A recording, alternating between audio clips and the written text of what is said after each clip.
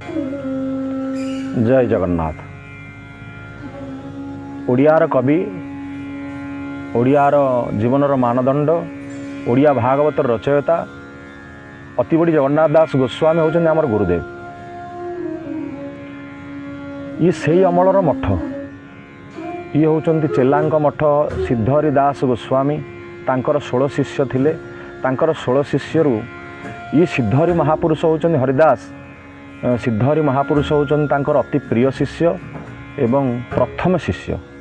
ये कनकगिरी पहाड़ उपर से तांकर तपस्या कले। जेहेतु गुरुदेव प्राप्ति हो गले, महाप्रयाण हो गला गुरुदेवंकर जगन्नाथ दासंकर, सी से कौन कले चारिआडे बुलिले। जो कंकणटी से देते, जो कंकण कथा मुझे कहूली, से कंकणटी बर्तमान आमर ये मठर अच्छा। आउ सी ये से आगे डालीजोड़ा राजा शासन थिला ये मठ। ये राजा कौन करती ना ये तत्वावधान सब करती, देखाशुना करती। बर्तमान तांकर प्रजा ये सब सी कौन शुणिले जे बर्तमान जड़े साधु, जड़े महात्मा ये जगह को आसिक पहुँची। शुणिले जे बर्तमान कनकगिरी आमर ये आगे आप देखिले, केतला आसिले देखिए ये गोटे कनकगिरी पहाड़ अच्छी। से पहाड़ उपर ये हरिदास सी तपस्या कर गोटे चिमुटारे, साधुंर चिमुटा कमंडलू ये सब आसबाब पत्र, से चिमुटारे खोली खोली सी गोटे छोटिया कूटे कर सढ़ई कूओ नाम परिचित। आप आसिले के देखिए से कूओ आज पर्यंत कूओ अच्छी पहाड़ उपर। से आज पर्यंत से पानी केवे सुखुनी, से आज पर्यंत से पानी अच्छा।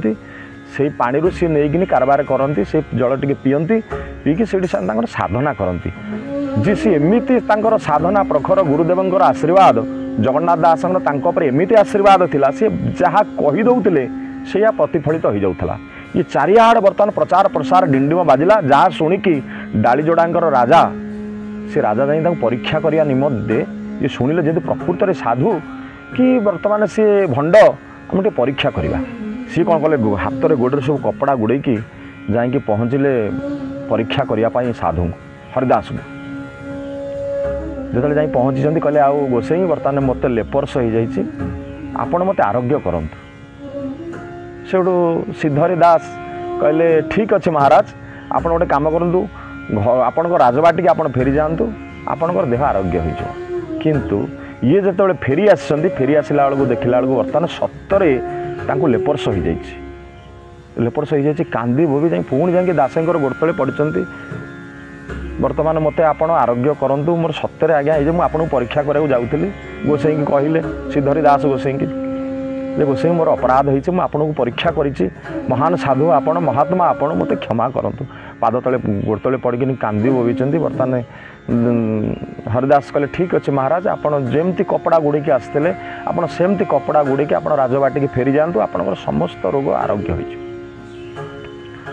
ये कौन कले ना बर्तमान सेमती कपड़ा गुड़े राजबाटी पलि आसती। पलि आसला भितर संपूर्ण रोग भल हो जापर। पुणी जाते देखा कर गोसाई की, पुणी अति आनंदर सहित उत्फुल्लितर सहित हे महान साधु आपण जे मोर आपण भल कर देइछन्ती। मु जानि नथिले आपणकर एमिति चमत्कार, आपण एमिति वाक्य सिद्धि साधु आपण जहाँ कहीदेवे से हो।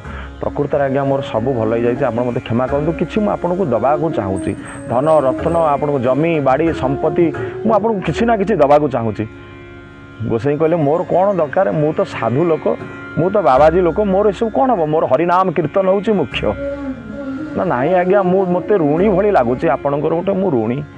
मु कि आपन को कौन सी बाटर किसी नदेले आज्ञा मत राति निद हम ना।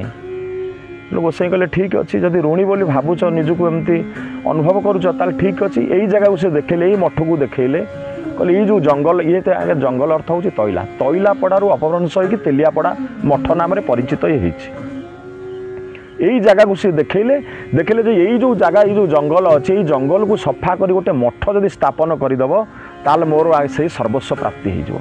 महाराज बहुत डालीजोड़ा राजा बहुत खुशी होगले, कहले जा ये मोर परम सौभाग्य।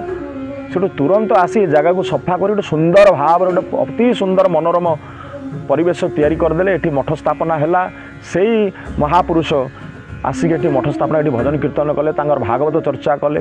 बहुत साधु सन्थ ये आसिले, बहुत शिष्य साधक आसिले, जोटा कि बर्तमान ये आप देखुवे अवश्य बर्तमान किसी आर डेभलपमेंट ना किंतु बहुत अवहेलित मठ पड़ी सत किंतु यार वातावरण आर जमीर भूमिर बासना एठिकार परिवेश आप देखिए बहुत शांत सरल एवं बहुत आनंददायक। यही मठ बर्तमान से तेलियापड़ा ना मठ होती तैलापड़ा कटा हो जंगल सफा हो मठ स्थापना होती। जय जगन्नाथ।